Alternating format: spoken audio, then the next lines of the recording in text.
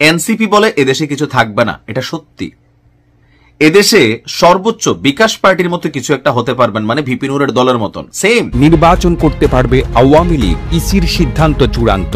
বাংলাদেশের রাজনীতিতে ফের এক বড় পালাবদলের ইঙ্গিত দিচ্ছে নির্বাচন কমিশনের নতুন উদ্যোগ। আসন্ন একাদশ জাতীয় সংসদ নির্বাচনকে সামনে রেখে ইসি চূড়ান্ত করেছে গণপ্রতিনিধিত্ব আদেশের খসড়া। এতে সত্য যে নির্বাহী আদেশে আপনি একটা দলকে এইভাবে কতদিন নিষিদ্ধ করে রাখবেন বা কোন প্রক্রিয়ায়, বিচারের মাধ্যমেই এবং দলগতভাবে তার বিচারের মাধ্যমে আওয়ামী লীগের নিষিদ্ধ বা এটা একটা সমাধান হতে পারে।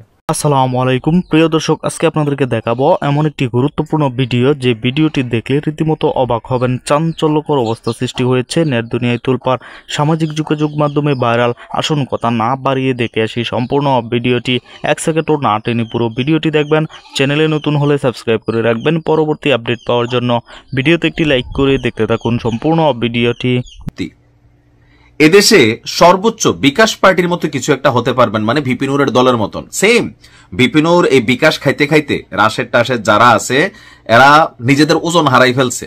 তারপরও কিছু লোক আছে টাকা পয়সা এখনো এদেরকে দেয়, এরাও বিভিন্ন ব্যবসা বাণিজ্যে জড়াইয়া ওই বিকাশ পার্টির মতন এনসিপির ভবিষ্যৎ। ইলিয়াস বলছেন যে জামাত বিএনপির বাইরে 10-15 বছর পরে আওয়ামী লীগ আসতে পারে, তবে এনসিপি না। এটা সত্য, 10-15 বছর লাগবে না। ইলিয়াসের এই ক্যালকুলেশনটা একটু ভুল আছে। 5 বছর পরে আওয়ামী লীগ চলে আসবে, কারণ আমাদের ক্ষমতাসীন দলগুলো সবসময় এরকমই করে। হ্যাঁ, তো এনসিপি আর আসবে না। আর আপনারা কিছু টাকা কামিয়েছেন কিন্তু গ্রহণযোগ্যতা হারিয়েছেন, শতভাগ সত্যি কথা। ইউনূস সহ প্রতিটা উপদেষ্টা ধান্দাবাজি করছে। এখন সাংবাদিক ইলিয়াসের কাছে নিশ্চয় তথ্য আছে, বারবারই কিন্তু ইউনূস সাহেবের ধান্দাবাজির কথা বলতেছেন। সম্ভবত ওই যে নিজের ট্যাক্স মাফ করে নেওয়া, গ্রামীণ ব্যাংকের টেকনিক্যালি সরকারি এই যে দেখেন ট্যাক্সের টাকা, এই যে আমাদের ইউনূস সাহেব বিদেশ ঘুরে আসছেন, সফর করেন, এগুলো কার টাকা? রাষ্ট্রের জনগণের ট্যাক্সের টাকা। তো তিনি কি নিজে ট্যাক্স দিচ্ছেন? তিনি তো ট্যাক্স দিচ্ছেন না তার প্রতিষ্ঠান থেকে, তাহলে কার টাকা খায়? আমাদেরটা, ওনারটা ওনার প্রতিষ্ঠানে যায় বা মাফ করা নিচ্ছেন।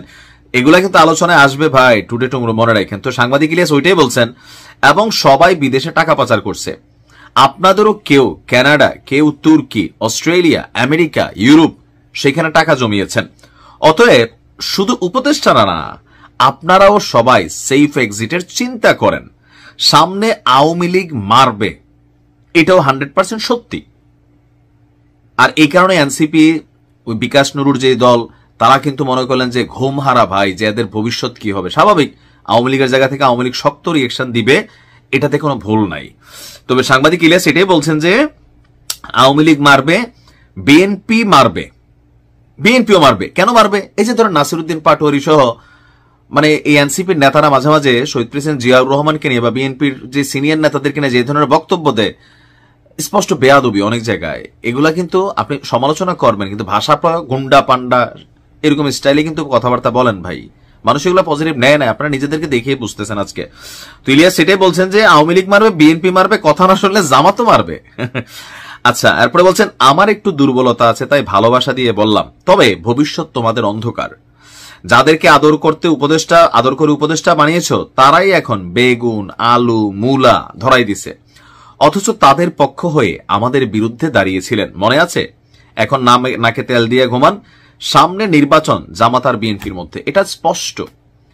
এনসিপির কোন নেতা, আমি আজকের লাইভে চ্যালেঞ্জ দিয়ে বলে যাই, হাসনাত বলেন, সার্জিস বলেন, আক্তার বলেন, যারা বলেন, এনসিপির কোন একজন নেতা এমপি হওয়া তো দূরের কথা, একটা মেয়র হওয়া তো দূরের কথা, একটা উপজেলা চেয়ারম্যান সইতে পারবে না।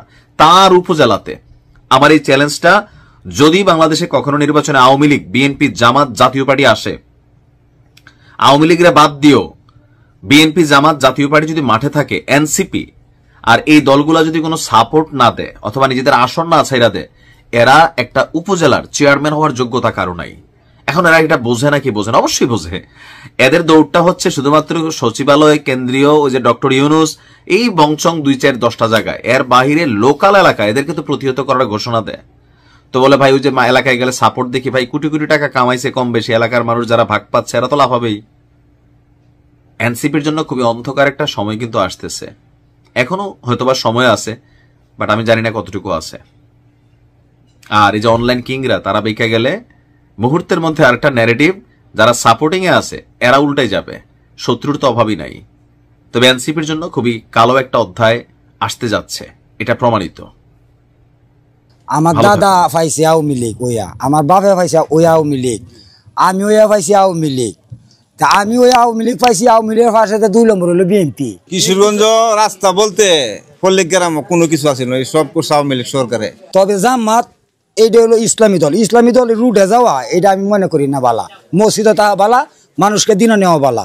আমার দিনের নবী কি ফাটি করছি? জামাত তো এটা কোনো প্রশ্ন না, জামাত কি পৃথিবী থাকতে মনে হয় যে ক্ষমতা হইব, এটা বিশেষ হয় না। আমরা 14 গুণ হইলো গ্রামের ভোট, গ্রামে যেন চাইয়া ফাঁস হইব।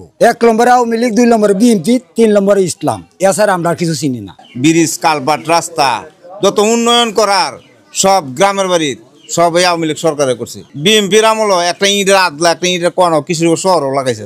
আওয়ামী লীগ সারা ইলেকশন দিতেছে, এটা তো 1 নম্বর পার্টি। আমরা বাপ দাদা 14 গোষ্ঠী শুনাইছি, এইটা দিলে তো আমরা মানুষ একটা হাহাকার পড়ে যায়। আমরা আর আওয়ামী লীগে যিনি করে গেছে এটা বলার মতন না। আমি তো সরকার বই তাই এই করম সেই করম কত্তার ভিতরে করিয়া লাইম, আমি অতদিন বাঁচাইতাম করে। আমরা শান্তিতে আসলাম, খুব শান্তিতে আসলাম। এখন যে অশান্তিতে আছি, গরু বাছুর মানে 5,000 টাকা লয়ে বাজারও যাইতারি না। তবে আমরা গ্রামের মানুষ আওয়ামী লীগ আর বিএনপি ছাড়া কিছু চিনি না, আর সাধারণ হলো ইসলামী চিনি। দয়া করি আমি কই আওয়ামী লীগ সরকারে আমরা আবার চাই নতুন হলে ক্ষমতায় আইয়ে, তা আমরা লাগে খুবই ভালো হইব, এলাকাবাসীর লাগে, গ্রামবাসীর লাগে। আমি আওয়ামী লীগ করতাম চাই, এরা না করে 8টা লোক কারো আমি আওয়ামী লীগকে বুথ দিয়াম। ফেসিপ বলছে এটা ঠিক করছে না, কি ফেসিপ করছে? এই দেশে উন্নয়ন করে কি ফেসিপ হয় নাকি? যে দেশ যে উন্নয়ন করছে এই উন্নয়নে কোনো সরকারে করতেছে না। দোষ থাকলে ফেসিটানের দোষ আছে, সুদ থাকলে ফেসিটানের দোষ আছে, আমার বোর্ডের তোর কোনো দোষ নাই। নির্বাচন করতে পারবে আওয়ামী লীগ, ইসির সিদ্ধান্ত চূড়ান্ত। বাংলাদেশের রাজনীতিতে ফের এক বড় পালাবদলের ইঙ্গিত দিচ্ছে নির্বাচন কমিশনের নতুন উদ্যোগ। আসন্ন একাদশ জাতীয় সংসদ নির্বাচনকে সামনে রেখে ইসি চূড়ান্ত করেছে গণপ্রতিনিধিত্ব আদেশের খসড়া। এতেই যুক্ত হয়েছে নতুন একটি বিধান, আদালত কর্তৃক ফেরারে আসামি ঘোষিত কোনো ব্যক্তি আর সংসদ নির্বাচনে প্রার্থী হতে পারবে না। এর ফলে গত বছরের 5 আগস্ট হাসিনা সরকারের পতনের পর থেকে আত্মগোপনে থাকা বা বিদেশে পালিয়ে যাওয়া আওয়ামী লীগের বহু শীর্ষ নেতা কার্যত ত্রয়োদশ জাতীয় সংসদ নির্বাচন থেকে ছিটকে যাচ্ছেন। শেখ হাসিনা ও শেখ রেহানা সহ অনেকে আদালতের মামলায় হাজির না হওয়ায় ফেরারি ঘোষিত হয়েছেন এবং ইতোমধ্যে তাদের আদালতে উপস্থিত হওয়ার বিজ্ঞপ্তিও প্রকাশিত হয়েছে। নতুন বিধান কার্যকর হলে শুধু সাজাপ্রাপ্ত নন, বরং মামলার রায় ঘোষণার আগেই শুনানিতে অনুপস্থিত থেকে ফেরারি হলে তারাও অযোগ্য হবেন। পাশাপাশি অনলাইনে মনোনয়নপত্র জমা দেওয়ার সুযোগ বাতিল করে প্রার্থী বা তার সমর্থককে সরাসরি রিটার্নিং কর্মকর্তার কাছে মনোনয়ন দাখিল বাধ্যতামূলক করা হয়েছে, যা আত্মগোপনে থাকা নেতাদের পথ আরো বন্ধ করে দিয়েছে। ফেরারি আসামিদের নির্বাচনে অযোগ্য করার বিধানের ইতিবাচক ও নেতিবাচক উভয় দিক রয়েছে বলে মনে করেন সাবেক নির্বাচন ব্যবস্থার সংস্কার কমিশনের সদস্য জেসমিন তুলি। সম্মানিত দর্শক, সম্পূর্ণ ভিডিওটি দেখলেন, অবশ্যই বুঝতে পেরেছেন ভিডিওটি গুরুত্বপূর্ণ ছিল। দর্শক, এই ভিডিওতে যে তথ্যগুলো পেয়েছেন এ বিষয়ে আপনাদের কি মতামত তা অবশ্যই কমেন্টে জানাবেন এবং পরবর্তী আপডেট ভিডিওগুলো সবার আগে পেতে চ্যানেলটিকে এখনই সাবস্ক্রাইব করে রাখুন।